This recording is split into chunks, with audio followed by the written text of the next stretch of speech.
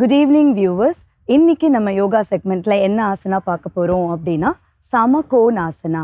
வாங்க நம்ம ட்ரெயினர்ஸ் எல்லாம் எப்படி இந்த ஆசனாவை பண்றாங்கன்னு பார்த்துடலாம். எந்த ஒரு ஆசனா பண்றதுக்கு முன்னாடி வார்ம் அப்ங்கிறது ரொம்ப முக்கியம். ஸோ இந்த நாளில் நமக்கு என்ன நடக்கும் அப்படின்னா உடம்புல ஒரு சூடு ஜென்ரேட் ஆகும். ஸோ இந்த சூடு தான் எந்த ஒரு ஆசனத்துலேயும் நம்ம ரொம்ப நேரம் நிற்கிறதுக்கும் ஈஸியாக அந்த போஸை நம்ம ரீச் பண்ணுறதுக்கும் உதவியாக இருக்கும். அதனால் இப்போ சமகோணாசனுக்கான வார்ம் அப் எல்லாம் என்னன்னு பார்த்துடலாம். முதல்ல கால்களை ஒரு இடுப்பு அளவுக்கு அகலம் வச்சுக்கிறோம். கைகளை சமான முத்ராவில் வச்சுக்கிறோம். எல்லா விரலோட டிப்ஸையும் நம்ம ஜாயின் பண்ணி சமான முத்ராவில் வச்சுக்கிறோம். இப்போ மெதுவாக கைகளை வலப்புறமாக சுற்றி விடுறோம். ஸோ நீங்கள் கைகளை சுற்றும் பொழுது நம்மளோட ஆர்ம்ஸ் வந்து காதோடு ஒட்டி வர மாதிரி பார்த்துக்கோங்க. இதில் நம்மளோட நெஞ்சு பகுதியும் நல்லா ஓப்பன் ஆகும். நுரையீரலோட ஃபங்க்ஷன் நல்லா இம்ப்ரூவ் ஆகும். ஸோ நம்ம சுவாசத்தோடு பண்ணும் பொழுது நிறைய ஆக்சிஜன் நம்மளோட நுரையீரலில் போய் சேரும்.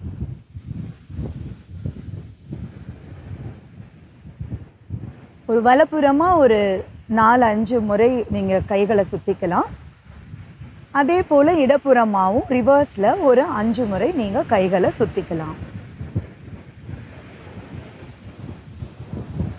இது நம்ம தோள்பட்டையில் இருக்கக்கூடிய அந்த ஃப்ளூவிட் எல்லாத்தையும் இது நல்லா ஃப்ளெக்சிபிள் பண்ணி விட்டுரும். ஸோ சமகோணாசனில் நம்ம நிற்கிறதுக்கு இது ரொம்ப பயனுள்ளதாக இருக்கும்.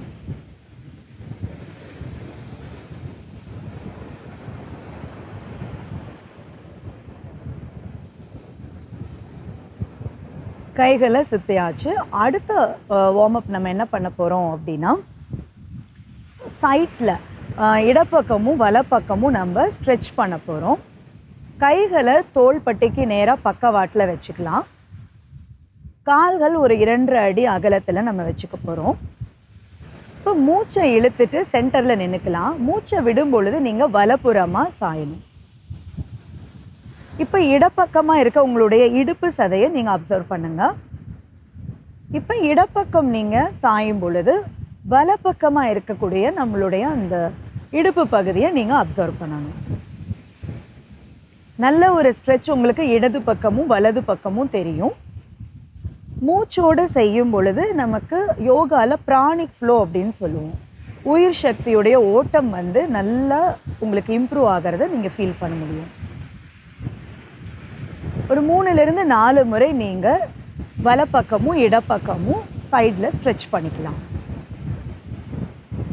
அடுத்ததாக நம்ம பண்ண போகிற வார்ம் அப் இதுக்கு சமகோணாசனுக்கு என்ன அப்படின்னு பார்த்தீங்கன்னா முன்பக்கமாகவும் அதை ஃபார்வர்ட்லேயும் பின்புறமும் நம்மளோட இடுப்பு எலும்பை வச்சு பண்ண போகிறோம். ஸோ மூச்சை இழுத்துட்டே பின்பக்கமாக சாய்ஞ்சிக்கலாம். செஸ்ட்டை நல்லா ஓப்பன் பண்ணிக்க போகிறோம். மூச்சை விட்டுட்டே முன்பக்கமாக நீங்கள் பெண்ட் பண்ண போகிறீங்க. இந்த பொசிஷனில் உங்களுடைய முதுகு தண்டு நேர்கோட்டில் இருக்கணும். திரும்பவும் மூச்சை இழுத்துட்டே பின்பக்கமாக ஆர்ச் பண்ணிக்கலாம்.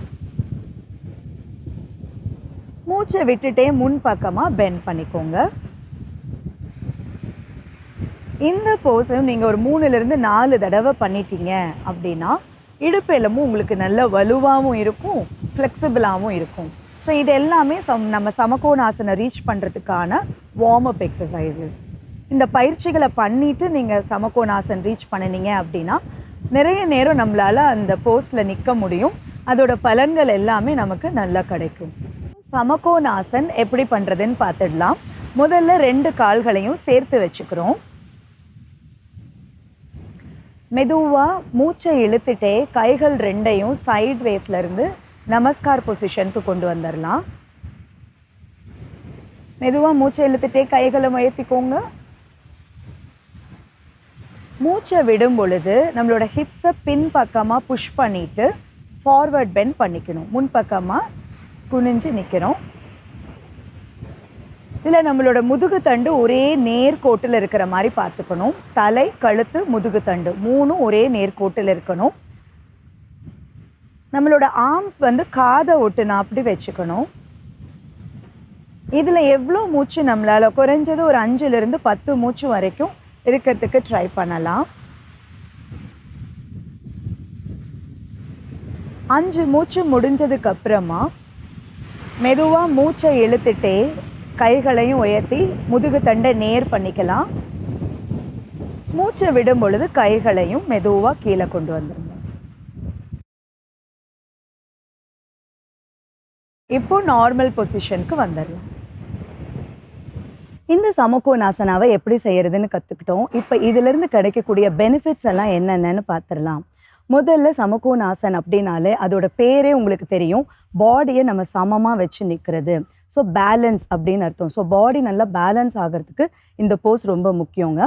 இதில் முக்கியமாக நம்ம ஃபோக்கஸ் பண்ணுற இடம் எது அப்படின்னா நம்மளோட முதுகு தண்டு. முதுகு தண்டில் தான் இப்போ நிறைய பேருக்கு பிரச்சனை வருது. ஏன்னா நம்ம ரொம்ப நேரம் உட்காந்து ஒரு செடென்ட்ரி லைஃப் லீட் பண்ணுறதுனால நம்ம எல்லாருக்கும் நிறைய பேருக்கு கழுத்து வலி, முதுகு வலி, இடுப்பு வலின்னு சொல்லிட்டு வரோம். ஸோ இந்த பிரச்சனைகளெல்லாம் நம்ம அவாய்ட் பண்ணணும் அப்படின்னா சமகோணாசனை நீங்கள் ரெகுலராக ப்ராக்டிஸ் பண்ணிட்டு வாங்க. காலையில் ஒரு 5 மினிட்ஸ் அண்ட் சாயந்தரம் ஒரு 5 மினிட்ஸ் ப்ராக்டிஸ் பண்ணிட்டு வந்தீங்க அப்படின்னா இந்த ப்ராப்ளம்லேருந்து நம்ம ரிலீவ் ஆக முடியும். இது மட்டும் இல்லாமல் நம்மளுடைய தொடை பகுதிகள் இருக்கு இல்லையா, பேக் ஆஃப் த தைஸ், ஹாம்ஸ்ட்ரிங்ஸ் அப்படின்னு சொல்லுவோம், அது ரொம்ப டைட்டாக இருக்கும் சில பேருக்கு. அதனால் அவங்களால கீழே உட்கார முடியாது, ரொம்ப நேரம் கூட அவங்களால உட்காந்து ஒர்க் பண்ண முடியாது. அந்த மாதிரி ப்ராப்ளம் இருக்கிறவங்களும் இந்த சமகோணாசனை ரெகுலராக பண்ணிட்டு வந்தாங்க அப்படின்னா ஹாம்ஸ்ட்ரிங்ஸ் நல்லா ஃப்ளெக்சிபிள் ஆகிடும், லூஸ் ஆகிடும். ஸோ அவங்க நல்லா கண்டினியூஸாக ஃப்ளோரில் உட்காருது அண்ட் லாங் டைம் ஒர்க் பண்ணுறது எல்லாத்துக்குமே அவங்களுக்கு ரொம்ப ஹெல்ப் பண்ணும். மோரோவர் கழுத்தையும் இது ஃபோக்கஸ் பண்ணும். ஏன் அப்படின்னா இந்த போஸில் நீங்கள் தலை, கழுத்து அண்ட் முதுகு மூணுமே ஒரே நேர்கோட்டில் இருக்கும் பொழுது கழுத்தையும் நீங்கள் ஃபோக்கஸ் பண்ணுவீங்க. ஏன் அப்படின்னா நம்ம ஸ்பைனல் கார்டு வந்து கழுத்துலேருந்தே ஸ்டார்ட் ஆகிடுது. ஸோ கழுத்தோட பொசிஷனையும் நம்ம ப்ராப்பராக வைக்கணும். இல்லைன்னா நமக்கு அந்த சர்வைக்கல் ஸ்பாண்டிலிட்டிஸ் அப்படின்ற இஷ்யூவை நம்ம டெவலப் பண்ணிவிடுவோம். அதனால் ஓவராலாக பார்த்தீங்க அப்படின்னா நம்மளோட பாடியோட பாஸ்டர் கரெக்ஷன்ஸ்க்கு இந்த சமகோணாசன் ரொம்ப ரொம்ப முக்கியம். அண்ட் இன்னொரு முக்கியமான விஷயம், இந்த ஆசனால நீங்கள் ஒரு 5 நிமிஷம் ஸ்டே பண்ணுறீங்க அப்படின்னா நேச்சுரலாகவே உங்களோட அப்டமன் மசில்ஸ் வந்து டக்கின் ஆகிடும், உள்ளே பிடிச்சி இழுத்து வச்சுக்குவீங்க. இது நேச்சுரலாகவே நடக்கக்கூடிய ஒரு ப்ராசஸ். அப்படி நீங்கள் டக்கின் பண்ணிட்டீங்க அப்படின்னாலே உங்களோட பெல்லி ஃபேட்டெல்லாம், எக்ஸஸ் பெல்லி ஃபேட்டெல்லாம் கரைய ஆரம்பிச்சிடும். அது மட்டும் இல்லை, உங்களோட அப்டாமினல் மசில்ஸ் அண்ட் தென் ஆர்கன்ஸ்க்கு ஒரு நல்ல மசாஜாகவும் இந்த சமகோணாசன் அமையுங்க. இந்த ஆசனாவோட பெனிஃபிட்ஸ் எல்லாம் நம்ம தெரிஞ்சுக்கிட்டோம். இப்போ இதை யாரெல்லாம் செய்யக்கூடாது, யாரெல்லாம் இதை தவிர்க்கலாம் அப்படின்றதையும் நம்ம பார்த்துடலாம். இந்த ஆசனாவை நம்ம ஃபார்வர்ட் பெண்ட் பண்ணி பண்ணுறதுனால இது ஒரு பேலன்சிங் கேட்டகரியிலையும் வரக்கூடிய ஒரு போஸு. ஸோ பேலன்சிங் அப்படின்னு பார்க்கும் பொழுது ஹை பிளட் ப்ரெஷர் இருக்கிறவங்களோ இல்லை வெர்டிகோ ப்ராப்ளம் இருக்கிறவங்களுக்கு கொஞ்சம் அடிக்கடி தலை சுற்ற ஆரம்பிக்கும். அவங்க வந்து இந்த போஸை தவிர்க்கிறது கொஞ்சம் நல்லது.